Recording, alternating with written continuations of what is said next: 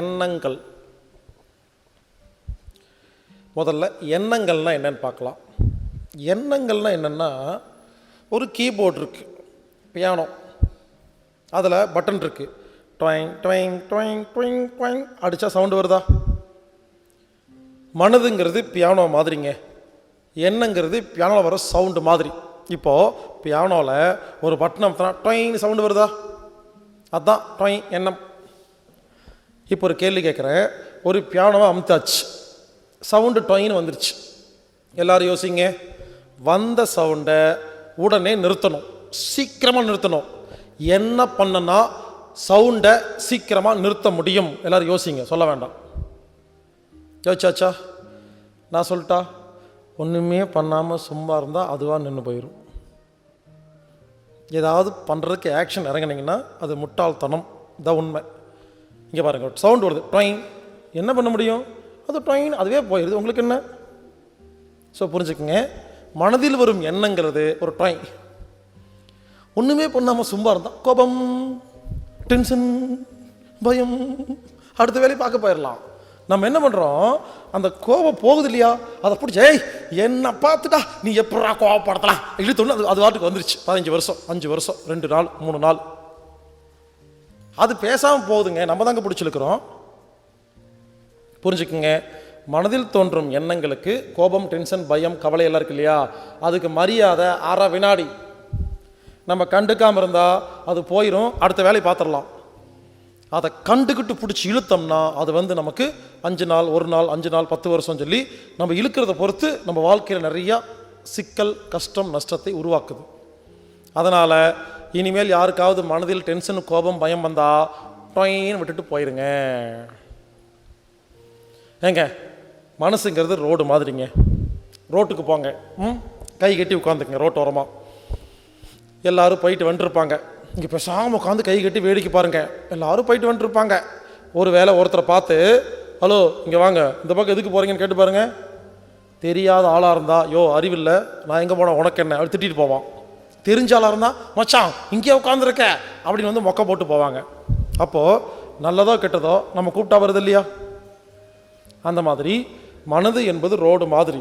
அதில் கண்டதெல்லாம் போயிட்டுருக்கோம். லாரி பஸ்ஸு, ட்ரெயின் பஸ் எல்லாம் போயிட்டுருக்கோம். பேசாமல் உட்காந்து வேடிக்கை பார்க்குற வரைக்கும் சௌக்கியமாக சந்தோஷமாக இருக்கலாம். யாரை கூப்பிட்றோமோ அவங்க தான் நம்ம வாழ்க்கையில் நல்லதோ கெட்டதோ உருவாக்கி கொடுக்குறாங்க. சரிங்களா? அதனால் சிம்பிளாக சொல்கிறேங்க, மனதில் தோன்றும் எண்ணங்களை எடுக்கணும்னு அவசியம் இல்லை. மனதில் தோன்றும் எண்ணங்களை பேசாமல் அது வாட்டுக்கு போட்டோம். நீங்கள் பேசாமல் உட்காந்துருங்க, அது வாட்டுக்கு போயிட்டுருக்கோம். நமக்கு என்ன வேணுமோ அதை மட்டும் எடுங்க, எது வேண்டாமோ எடுக்காதீங்க. அவ்வளோதாங்க. இதுதான் மனதை நிம்மதியாக வச்சுக்கிறதுக்கான அற்புதமான ஒரு ஐடியா. ஓகேங்களா? இனிமேல் ஃபாலோ பண்ணுங்கள். எல்லோரும் என்ன சொல்லுவீங்க? ஹலோ தம்பி, எங்களுக்கும் தெரியும் எடுக்காமல் இருந்தால் நல்லா தான் இருப்போம்னு, ஆனால் முடியல. முடிஞ்சா நாங்கள் எடுக்காமல் இருக்கோம் அப்படின்னு நினைக்கிறீங்களா இல்லையா? நான் ஒத்துக்க மாட்டேன். நீங்கள் எல்லோரும் பொய் சொல்கிறீங்க. நீங்கள் நினச்சா எடுக்காமல் இருக்க முடியும். நிரூபிக்கிட்டா? ஒரு ரோட்டில் காரில் போகிறீங்க. ஒரு நாள் ஆஃபீஸ்க்கு அர்ஜென்ட்டாக போகிறீங்க. 10 மணிக்கு ஆஃபீஸ், 9:55 ஆச்சு, போயாகணும். ஒரு சின்ன ரோடு, குறுக்க ஒரு ஜீப் நிற்குது. நீங்கள் ஆர்ன் அடிக்கிறீங்க, பேம் பேம் பேம், எப்பா ஜீப் ஓரத்தில் எடுத்துப்பா, ஆஃபீஸ் டைம் ஆச்சுப்பா அப்படிங்கிறீங்க. உள்ளிருந்து முறுக்கு மிஸ்டர் ஒரு போலீஸ்கார், இருப்பா இது மினிஸ்டர் வீடுப்பா, மினிஸ்டர் வந்துட்டு இருக்காரு, 1/2 மணி நேரம் வெயிட் பண்ணு. என்ன பண்ணுவீங்க? மனதில் எண்ணம் வருதில்ல, யோ நீ போலீஸாக இருந்தா எனக்கு என்ன, அந்த ஆள் மினிஸ்டராக இருந்தால் எனக்கு என்ன, ஏன் ஆஃபீஸ் டைமில் ஓரத்தில் நில்லையா அப்படின்னு மனதில் எண்ணம் வருது இல்லையா? ஆனால் வாய் என்ன சொல்லுது? சரிங்க சார். ஏன் நடிக்கிற? மனதில் தோன்றும் எண்ணங்களை எடுக்காமல் இருக்க முடியலன்னு போய் சொன்னீங்களா இல்லையா? இப்போ மாற்றி பேசுகிறீங்களா இல்லையா? அடுத்த நாள் அதே தெருவில் காரில் போகிறீங்க. ஒரு பையன் காரில் நின்றுருக்கிறான், குறுக்க ஓட்ட தெரியாமல். பேம் பேம் பேம், ஏப்பா ஓரத்தில் பாருப்பா. அந்த சின்ன பையன் வெளியே வந்து, அங்கிள் எனக்கு ஓட்ட தெரியாது, 1/2 மணி நேரம் நில்லுங்க. என்ன பண்ணுவீங்க? இறங்கி போய் ராஸ்கல் போட ஓரத்தில் இடியட் திட்டுவீங்களா? திட்ட மாட்டீங்களா? ஏன்? இழிச்சு வாய பையன், நேற்று போலீஸ். ஏங்க என்னங்க சொல்கிறது புரியுதா இல்லையா? அப்போது நமக்கு முன்னால் வீரியமாக ஒருத்தர் இருந்தால் எண்ணத்தை எடுக்க மாட்டோமாமா. இழிச்சு வாங்கிட்டு இருந்தால் எடுத்துருவோம் அம்மா. இப்போ சொல்லுங்கள், எண்ணங்கள் நம்ம கையில் இருக்கா இல்லை அதுவா எடுத்துகிட்டு போகுதா? அதை விடுங்க. 100 மாடி பில்டிங் மேலே போகிறீங்க, கீழே குனிஞ்சு பார்க்குறீங்க, ஒரு எண்ணம் வந்துருச்சு, அப்படியே குப்புற விழுந்து செத்து போனால் எப்படி இருக்கும்? ஹலோ, செத்து போவீங்களா இல்லை பேசாமல் திரும்பி வருவீங்களா? திரும்பி வரும் தானே. அப்போ அதுக்கு என்ன மரியாதை கொடுக்குறோம்? வந்துச்சு விட்டுட்டு அடுத்த வேலையை பார்க்குறோமா இல்லையா? இப்போ சொல்லுங்கள், மனதில் தோன்றும் எண்ணங்களை எல்லாருமே எடுக்கிறோமா இல்லை நம்ம பார்த்து எடுக்கிறோமா? அதை விடுங்க. வீட்டுக்கு ஒரு மினிஸ்டர் வராரு, பெரிய மினிஸ்டர். ஒரு கண்ணாடி டம்ளரில் காஃபி கொடுக்குறீங்க. அந்த கண்ணாடி டம்ளர் லண்டனில் வாங்கினது, காஸ்ட்லியான உங்கள் பாரம்பரிய சொத்துன்னு வச்சுக்கிங்களேன். அதில் காஃபி கொடுக்குறீங்க. அந்த கண்ணாடி டம்ளரை மினிஸ்டர் உடச்சிட்டார் கீழே போட்டு. மனதில் எப்படி என்ன வரும்? யோ, அறிவில்லை, ஒரு கண்ணாடி டம்ளர் பிடிக்க முடியாது, பரம்பரை சொத்தியா, உடச்சி புட்டியே அப்படின்னு கேட்கணும்னு மனசில் என்ன வருமா? ஆனால் வாய் என்ன சொல்லும்? பரவாயில்ல சார், பரவாயில்ல, போனா போதும், கண்ணாடி டம்ளர் தானே. ஏன் நடிக்கிற?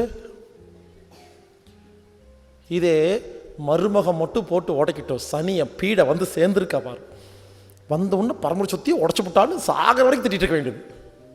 ஏன்? இழிச்சவாய். நல்லா யோசிச்சு பாருங்க. மனதில் தோன்றும் எண்ணங்களை எல்லாம் யாராவது எடுக்கிறீங்களா? இல்லை இல்லை, பல எண்ணங்களை அப்படியே குழி தோண்டு புதைச்சிட்டு அடுத்த வேலையை பார்க்குறோமா இல்லையா?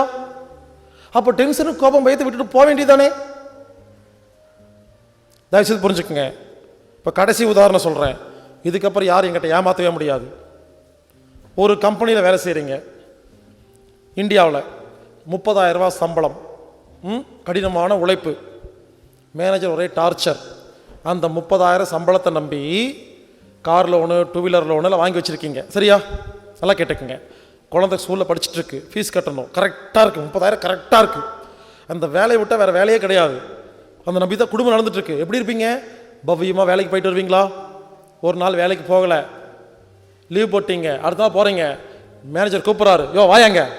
நீங்கள் போகிறீங்க, சார் உள்ளே வாயா. கேபினில் போய் உட்காந்துட்டு, யோ நேற்று ஏன் லீவ் போட்டேன்? நான் போட வேண்டாம் சொன்னல. நீங்கள் சொல்கிறீங்க, சார் சார் இல்லை சார், நேற்று ரிலேட்டிவ்ஸ் எல்லாம் வந்திருந்தாங்க சார், என்னால் அவாய்ட் பண்ண முடியல சார், வேறு வழி இல்லை சார். யோ என்ன ரிலேட்டிவு?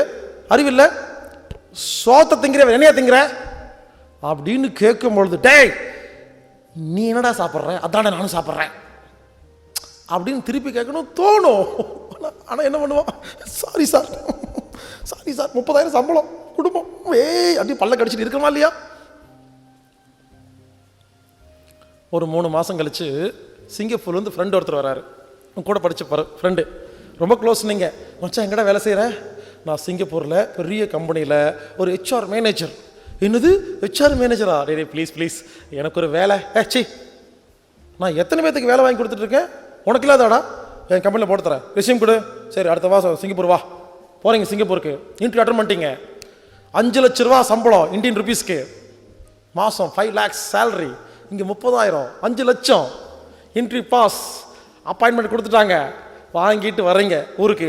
அடுத்த நாள் ஆஃபீஸுக்கு போகிறீங்க. எப்படி தெரியுமா இருக்கும்? அப்படியே போவீங்க, யோ இங்கே வாயா, வர இரு, சொல்லுங்கள் என்ன விஷயம்? நேற்று ஏன் வரல? வீட்டில் கொஞ்சம் வேலை இருந்துச்சு. அப்போ ஆஃபீஸில் வேலை இல்லையா? ஆஃபீஸ் வேலையும் பார்க்குறதா வீட்டு வேலையும் பார்க்குறதா? இப்போ என்ன அப்புறம் எதுக்கு வீடு இருக்குது? வீட்டில் பிரச்சனைன்னா வீட்டில் பார்க்க தான் செய்யணும். என்னப்பா நீ ஒரு வித்தியாசமாக பேசுகிற? ஆமாம் மணி, அப்படி தான் மணி பேசுவேன். அப்புறம் மணின்னு பேர் சொல்லி சொல்கிறேன். உன் பேர் மணி தானே? அப்புறம் பேர் மணி தானே? அப்படி தானே கூப்பிடுவாங்க. என்ன எகத்தாலும், என்ன நக்கல், ஏன் அடி சாம்பார் அப்பாயின்மெண்ட் ஆர்டர். யோசிச்சு பாருங்க, அந்த அப்பாயின்மெண்ட் ஆர்டர் வந்தோடனே மனதில் தோன்ற எண்ணங்கள்லாம் எடுத்து பேசுறீங்களா இல்லையா? இது வரைக்கும் பேசாமல் இருந்தோமா இல்லையா? நல்லா யோசிங்க. இதுக்கு மேலே உதாரணம் சொல்ல முடியாது.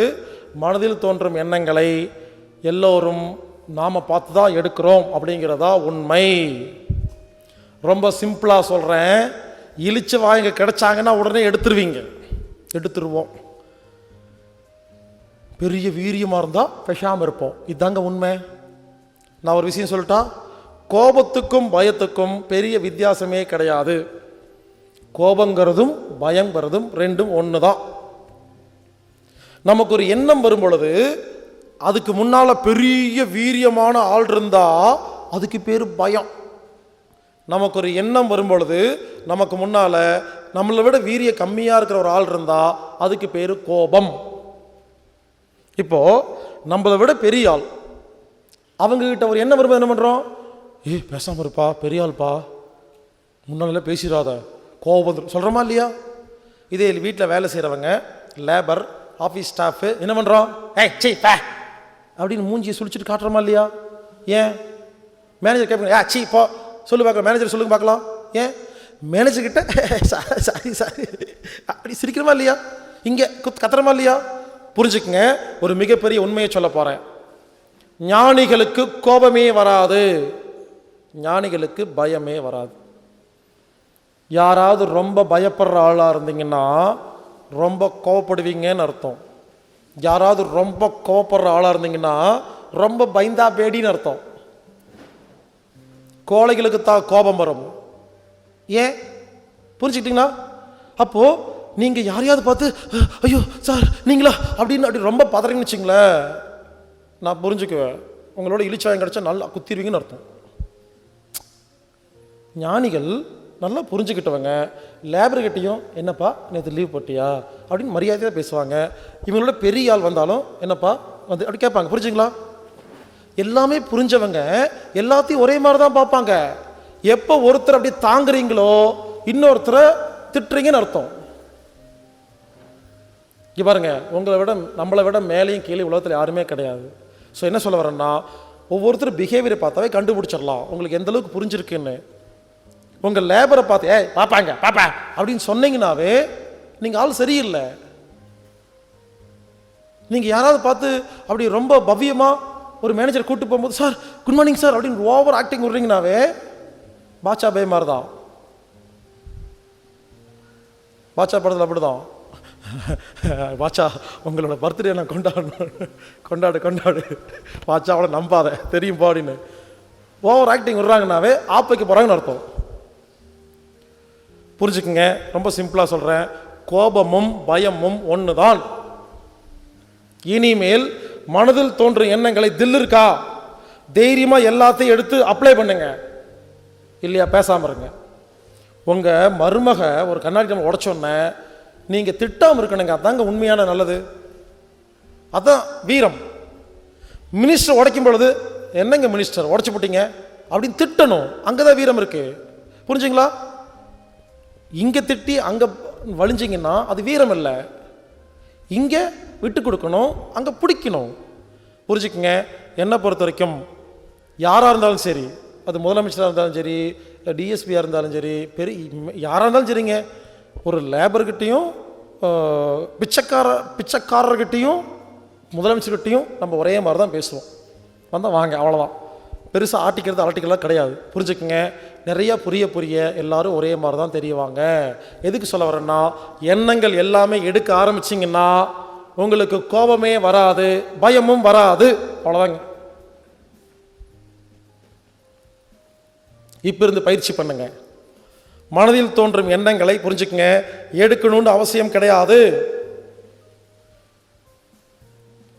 அதனால் இனிமேல் மனதில் எண்ணம் தோன்றுச்சுன்னா சிம்பிளாக சொல்லட்டுங்களா, அந்த பியானோ நினச்சி பாருங்கள், ரோடு நினச்சி பாருங்கள், அந்த ஆஃபீஸ் மேனேஜர் நினச்சி பாருங்கள், 100 மாடி பில்டிங் நினச்சி பாருங்கள். நினச்சி பார்த்துட்டு எடுக்கலாமா வேண்டாமான்னு யோசிங்க. வேண்டாமா விட்டுருங்க, அது ஒரு செகண்டில் காணாமல் போயிடும். அடுத்த வேலை நீங்கள் பார்க்க போகிறோம். இதுக்கு பேர் தான் பிரவாகம். இதற்கு பெயர் தான் பிரவாகமான வாழ்க்கை. இங்கே பாருங்க, மனதில் தோன்றும் எண்ணங்கள் அப்படிங்கிறது டிபார்ட்மெண்டல் ஸ்டோர் மாதிரி. ஒரு டிபார்ட்மெண்டல் ஸ்டோருக்கு போகிறீங்க, அங்கே ஊறுகாய், எண்ணெய், தேங்காய், பிராந்தி, விஸ்கி, கஞ்சா எல்லாம் வச்சுருக்காங்கன்னு வச்சுக்கங்களேன். நீங்கள் என்ன பண்ணுவீங்க? எல்லாத்தையும் எடுத்து போட்டுக்குவீங்களா? அப்படியே ட்ராலி எடுத்துகிட்டு போயிட்டு வரீங்க. அப்படியே எது வேணுமோ எடுக்கிறீங்க, எது வேண்டாமல் எடுக்கலையா? அதே மாதிரி இனிமேல் மனதில் தோன்றும் எண்ணங்களை வேண்டாம் மட்டும் எடுங்க. வேண்டாட்டி வந்த எண்ணங்களுக்கெல்லாம் மரியாதை கொடுக்கணும்னு முதல்ல அவசியம் கிடையாது. அதுக்கு ஒரு ஐடியா சொல்கிறேன். இனிமேல் மனதில் டென்ஷன், கோபம், பயம் வந்துச்சுன்னு வச்சுக்கோங்களேன், ஒரு 5 நிமிஷம் பொறுமையாக இருங்க. எடுக்கலாமா வேண்டாமான்னு 5 நிமிஷத்தில் உங்களுக்கு புரிஞ்சு போயிடும் எடுக்கலாமா வேண்டாமான்னு. உடனே எடுத்து ஆப்ரேட் பண்ணாதீங்க. பல பேர் எண்ணங்கள் வந்த உடனே எடுக்கிறது தாங்க வாழ்க்கையில் மிகப்பெரிய கஷ்டத்தை ஏற்படுத்திடுது. ஒரு செகண்ட் என்னடா அடிச்சிருவோம். ஒரு 5 நிமிஷம் யோசிச்சு அடிக்கலாமா வேண்டாமா யோசிச்சு அடிக்க வேண்டியதானே. 5 நிமிஷம் யோசிச்சிங்கன்னா அடிக்கணும்னு நினச்சா அடிச்சிருவீங்க, இல்லைன்னா விட்டுருவீங்க. பட் ஒரே செகண்டில் முடிவெடுக்கும் பொழுது தப்பான ஒரு ஆக்ஷன் எடுத்துடுறோம். புரிஞ்சுங்களா? இதைத்தான் பல ஞானிகள் சொல்லியிருக்கிறாங்க. காதலன் படத்தில் பிரபுதேவாவுக்கு அவங்க அப்பா சொல்லி கொடுப்பாரு, காதலோ கோபமோ டென்ஷனோ பயமோ 5 நிமிஷம் நீ ஒத்தி போடுறா, நீ உருப்பட்டுருவேன்னு சொல்லி கொடுத்துருப்பாரு. அதுக்கப்புறம் நக்மாவை லவ் பண்ண போகும்போது அவள் ஐ லவ் யூ சொன்னதுக்கப்புறம் கூட இருன்னு சொல்லிட்டு 5 நிமிஷம் பேசாமல் இருப்பான், அப்புறம் தான் கட்டி பிடிப்பான். அதாவது பல பேர் தற்கொலை பண்ணுற காரணம் என்ன, ஒரு செகண்ட் எடுத்த முடிவுங்க. 5 நிமிஷம் யோசிச்சிருந்தாங்கன்னா, எனக்கு நிறைய பேர் கூப்பிடுவாங்க, சார் எனக்கு தற்கொலை பண்ணிக்கலான்னு தோணுதுன்னு. நான் உடனே சொல்லுவேன், ப்ளீஸ் தயவுசெய்து பண்ணாதீங்க, எனக்கு நிறைய பேர்த்து கொலை பண்ணணும்னு ஆசையாக இருக்குது, நீங்கள் வாங்க லிஸ்ட்டு கொடுக்குறேன், போட்டு தள்ளிட்டு செத்து போயிருங்க. அதுக்கு பேசாமல் இருப்பாங்க, பண்ணிக்க மாட்டாங்க. புரிஞ்சுக்கங்க, அந்த ஒரு செகண்ட் எடுக்கிற முடிவு இருக்கு இல்லையா, ஒரு 5 நிமிஷம் யோசிச்சா தற்கொலை பண்ணிக்கலாமா வேண்டாமா தோணுமா? சில பேர் அவசரப்பட்டு கத்திரத்து குத்திடுவாங்க, தம்பியை செத்து போயிடுவான், ஐயோ பங்காளி அவசரப்பட்டு செத்து போயிட்டியாமாங்க, குத்துனது இவங்க தான். ஸோ தயவுசெய்து சொல்கிற கேளுங்க, இனிமேல் மனதில் எண்ணம் கோபம் டென்ஷன் பயமெல்லாம் வரும்பொழுது 5 நிமிஷம் வெயிட் பண்ணுங்க. 5 நிமிஷத்துக்கு அப்புறம் புத்தி வேலை செய்யும். எடுக்கலான்னா எடுங்க, வேண்டாம்னா வேண்டாம். இன்னொரு முக்கியமான விஷயம் சொல்கிறேன், மனதில் தோன்றும் எண்ணங்களை எடுக்கணும்னு அவசியமே இல்லைன்னு சொல்கிறேன் பார்த்தீங்களா, அது இன்னும் உங்களுக்கு புரிஞ்சிருக்காது. இப்போ சொல்கிற உதாரணம் புரிஞ்சே ஆகணும். என்னுடைய குருநாதர் ஒருத்தர் திருவண்ணாமலையில் ஒரு வீடு எடுத்து தங்கியிருந்தார். ஒரு 65 வயசு தாத்தா. அவரை பார்க்க நான் போயிருந்தேங்க. நானும் அவர் மட்டும்தான் வீட்டில் இருக்கிறோம், வேறு யாருமே இல்லை. அவர் வீட்டுக்கு முன்னால் ஒரு பெரிய போர்டு போட்டிருப்பார், என்லைட்மெண்ட், மூர்த்தி அடையணுமா என்கிட்ட வாங்கன்னு. ஒரு சாதாரண ஆள், பெரிய பந்தாலாம் சும்மா உட்காந்துருப்பார். ஒருத்தன் வந்தான், வெளிநாட்டுக்கார பையன், ஃபாரினர். அவனுக்கு ஒரு 20-25 வயசு தான் இருக்கும், ஆனால் ஹைட்டாக வெயிட்டாக நல்லா இருக்கிறான். வந்துட்டு என்கிட்ட கேட்டான், வாட் இஸ் என்லைட்மெண்ட் அப்படின்னா. இங்கே பார், I don't know, go inside தாத்தா அப்படின்ட்டேன். அவன் உள்ளே போனான், என் தாத்தா உட்காந்துருந்தார். இவன் போய் என்லைட்மெண்ட் போர்டு போட்டிருக்குது என்ன அப்படின்னு கற்றுக்கிற ஐடியாலாம் கிடையாது, கிண்டலாகவே கேட்குறாங்க. இவர் தான் என்லைட்மெண்ட் ஆனவர் தானே. அமைதியாக உட்காந்து மனதில் தோன்றும் எண்ணங்களை கண்டுக்காமல் இருந்தால் உனக்கு முக்தி அப்படிங்கிறாரு. அது எப்படி கண்டுக்காமல் இருக்க முடியும்? அப்படி இப்படி அகம் பிரம்மாஸ்மின்னா என்ன, தத்துவ மசின்னா என்ன, அதுவா இதுவா, அவன் பாட்டு கேள்வி கேட்டுக்கிட்டே இருக்கிறான். எனக்கா கோபம் வருது, சொல்கிறத கேட்கவே மாட்டேங்கிறான், கேள்வி மட்டும் கேட்டுக்கிட்டே இருக்கிறான். அதுவும் கிண்டலாக கேட்குறான்.